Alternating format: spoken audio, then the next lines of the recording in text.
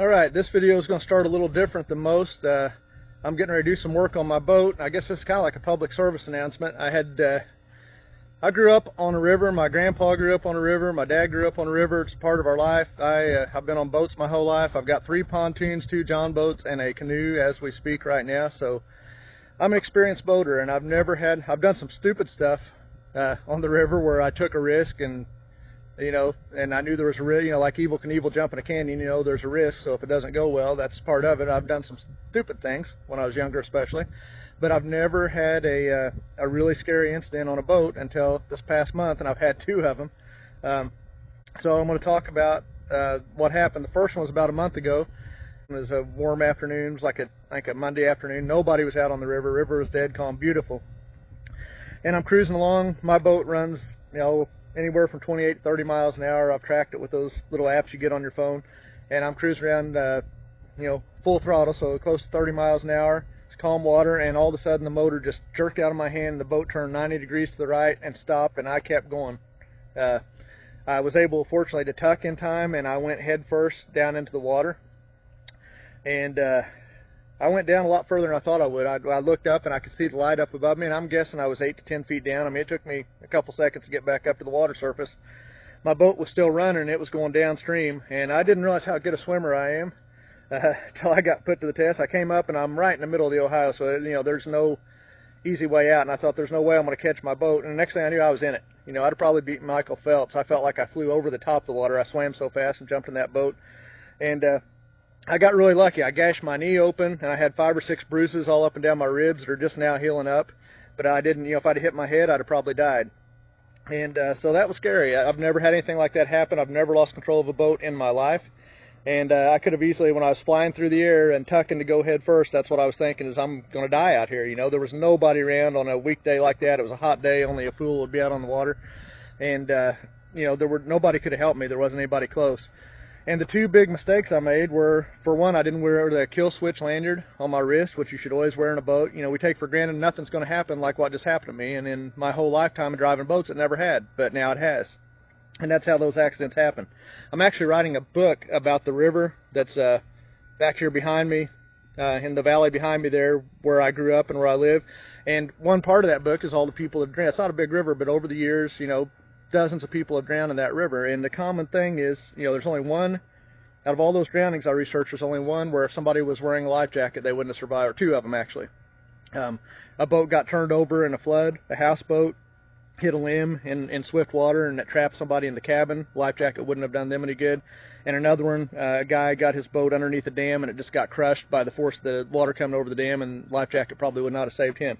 But all the other cases, a life jacket would have saved the people, and guess what? Not a single one of them was wearing it. And in every case, it was somebody like me. They're like, hey, he was a good swimmer. He'd been on the river all his life. I don't know how this happened, So you should always wear your life jacket, and I'm guilty of not doing that. When it's cold out, I usually wear it, or if it's rough, but otherwise I never wear it. And this was a perfect day where nothing should have happened. No wind. I still don't know if I hit a log or a 50-pound Asian carp. I don't know what happened, but the motor flew out of my hand, and I did a header into the water really hard and could have easily died. If I'd hit my head instead of my ribs, I'd be dead right now. Also, talking to some of my conservation officer friends, when they work accidents, they said the same thing. Said people never have their life jackets on, and you should wear them. And they go do these boating safety classes, and the guys are like, "Hey, but I'm a good swimmer. It ain't going to happen to me." And one of my friends that's a conservation officer says, "Yeah, what if I take a 2 before and bash you upside the head, or take my knife and gash you down your back, and then you jump in? Let's see how good you swim." Because that's usually what happens. When you have a boating accident, you're not just like jumping off the pier and swimming. You're hitting the water like I did, 30 miles an hour. You're possibly banging your head. You're possibly getting hit by the motor. Lots of things can happen. It's not like you're expecting to go in the water, so it doesn't matter how good a swimmer you are. If you're severely injured, or if it's really cold out, if you don't have a life jacket, you're in trouble. You could still die with a life jacket, but it reduces it. So I'll probably wear my jacket a lot more. I won't say that I'll wear it every time. I should, but I will definitely use that kill switch every time, unless I'm on my pontoon going real slow with the railing and everything, and I probably should then. So anyway, a little bit of a public safety. So that happened. So I recovered from that for a few days, and I took my boat back out.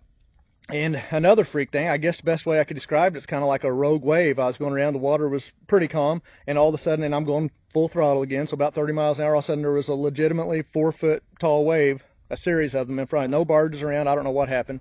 I hit them and went airborne. You know, it was like the Chuck Norris action movies. You could hear my prop going, you know, spinning when I went through the air. And I crashed over 3 or 4 ways before I could throttle down, you know, because I was going so fast. And I thought, okay, cool, it's fine. And I went a little bit further, and it was just like the old cartoons where, you know, Elmer Fudd shoots a hole in his boat and the water's going psh, psh, and squirting up. Fortunately, I have a friend that has a welding shop. But you can see here a hole busted right in the bottom of my boat, right in this, I don't know if they call those chines or something, these ribs on the bottom of the boat. And water, you know, it just ripped the aluminum wide open. You can see where they welded it. It also busted one of the ribs of the boat, which this, you can see the discoloration of this rivet. The rib is split on the other side, you know, the reinforcing ribs. You can see this series of rivets across here that hold the rib on. And so he had to re-weld that on the inside. I'd have to show you on the inside, I ripped 2 of the rivets out of my seat on the opposite side of the boat from where I was at. So I came down so hard, I guess the shock from me hitting the seat went across the seat and popped 2 rivets on the other side. So did some really serious damage to my John boat. I didn't think that was possible. These things are tough. I beat them up all the time, and I'd never had something like that happen. So in a 2 weeks time period, I've had 2, you know, I was able to get back to the ramp and get out in time. The leak didn't get any worse, thank goodness. But in 2 weeks time, I had 2 really crazy things happen to me. It's welded, and I'm going to coat it. I'm going to try this stuff. It's called Coat It. It's called Coat It Goop. It's got a lot of good, and this isn't a product endorsement because I don't know how well this stuff's going to work, but it has Kevlar in it, and it has ceramic beads in it, and it's supposed to not only seal out any leaks, which I'm not worried about it leaking now. They did a good weld on there, but it seals out leaks, you know, and eventually these rivets will work loose, so that's good to have them sealed. And it also, though, protects the bottom of the boat. I pull into a lot of beaches where there's sand and rocks, and I've really abraded, you know, this section of my boat right through here, from where I'm pointing here to here. That's the part that always hits the beach. You know, the nose of the boat's fine, the back of the boat's fine, but this area is beat all to heck. That's where I had the catastrophic failure the other day.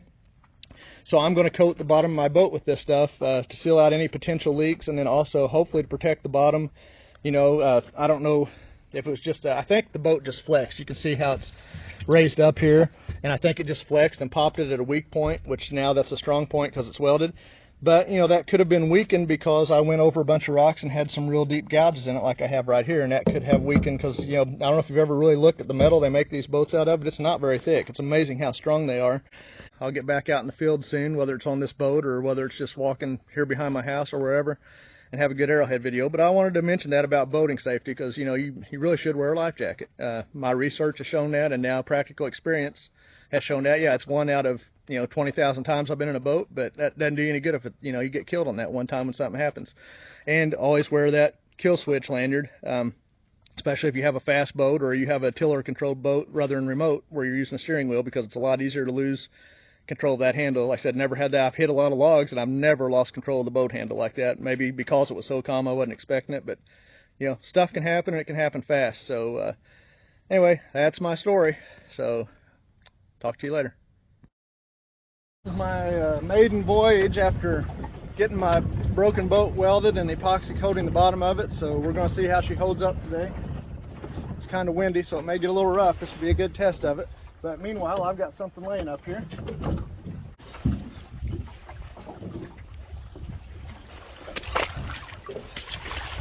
There's my stick, and it's white. Looks like maybe Burlington shirt. Just laying there. It looks like a 3.5 incher. I've only been hunting about 20 minutes, so that's a good start. See if this thing's any good or not. Let's get out of the shadows here.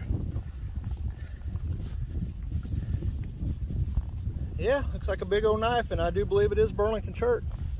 It's beveled real heavily on that side, not at all on that side, so it looks like it's been resharpened over and over. Looks like maybe a Snyder's middle woodland. So, and then they've worked down this left side over here and beveled it, using it as a knife over and over. So now it's kind of lopsided. Would have been a really beautiful point before they reworked it, but it's even more interesting the way they reworked it. This is really cool.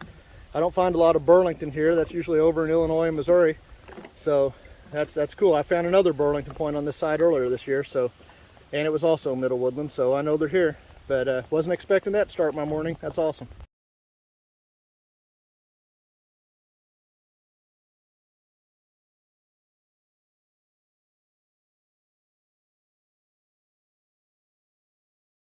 Alright, so I haven't been carrying my phone with me, unfortunately, and I already found the Snyders just probably within 15 feet of where I found the Burlington Snyders I found last week. Same sight. And I didn't get this one on camera because I didn't have my camera with me, and it just looked like a broken piece laying there, and I flipped it out of the ground. It was an amazing pull, but I didn't get it. So this time I have what may just be a flake, but it looks like it could be a pentagonal laying here, and I don't want to take a chance on missing it, just in case it is a point. So it may just be a leaf or a flake, but it sure looks like a pentagonal, maybe a broken tip. So here we go. Oh, beautiful unnotched pentagonal point. Look at that. It's one of the earliest arrow points. Beautiful, paper thin. Nice pentagonal.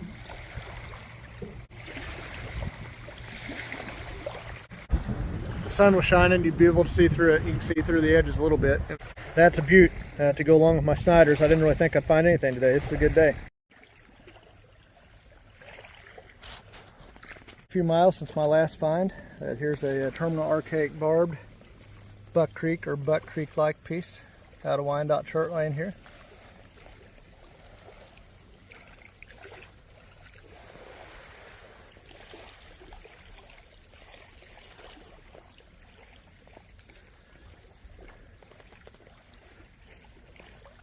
That's a beauty. Okay, I just found this terminal archaic barb piece. I walked about 20 steps and found this, looks like a base off another one. And then a foot from the base, I looked, and looky here. See if this is holding what we've got. Another terminal archaic barb point. Little damage to the barb, like they always have, but it's 90% of the way there. I guess this is a terminal archaic barb cluster site. It's getting late in the evening, and I thought I was done for the day, and I thought I'd check this little obscure spot out here where I've never ever found anything. It looks like I'm going to have one more for the day, so this is my 5th hole point today. So this has turned into a pretty good day. Look at that sucker. Oh, that's a dandy. That's a lot thinner than I thought it would be. I'm sure if I had some light to hold that up to, that's completely translucent. I don't know if that's Holland Chert or Derby or Sonora. The light's so bad now I can't tell. It's really high grade material, and it's a thin piece. It's a lot better than what I thought it was going to be just laying there. That's an excellent way to end the evening. I don't know how many times I've done this where I've hunted, 12 or 13 hours or 10 hours all day, and right in that last hour before dark I'll find 1 or 2 or 3 points, and this is one of those days, thank goodness. Here's today's cleanup video. I ended up with 5 whole points. I haven't done that in a long time, but I'll look at the broken things first.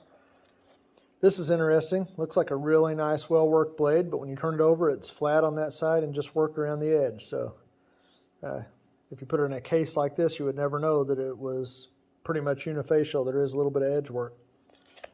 There's some kind of a stemmed point base. Not sure what it is. And a couple other broken things, all hornstone. Looks like everything I found is hornstone except this little piece. It's like a small preform out of a fossiliferous chert. But everything else is hornstone. Here's the only base I got today. Looks like it might be a middle woodland something or another. Would have been an incredible blade. Really thin and big. And then a couple other little sections out of different tools. Then the whole stuff. Right where I found a Snyders last time I hunted, within a few feet of it, I found this Snyders. Just a smidgen of that barb is gone off of there. I think they had reworked it at some point, so it probably wasn't as pronounced as the other barb anyway. But whatever amount of barb there was there, you can see there's just a little nick missing off of it. Still quite a nice point. Terminal archaic barb piece. It's not the most well-made one from that time period, but it's still a really neat piece. Those are both hornstone. Another terminal archaic barb point. I found it just a few feet from the other one.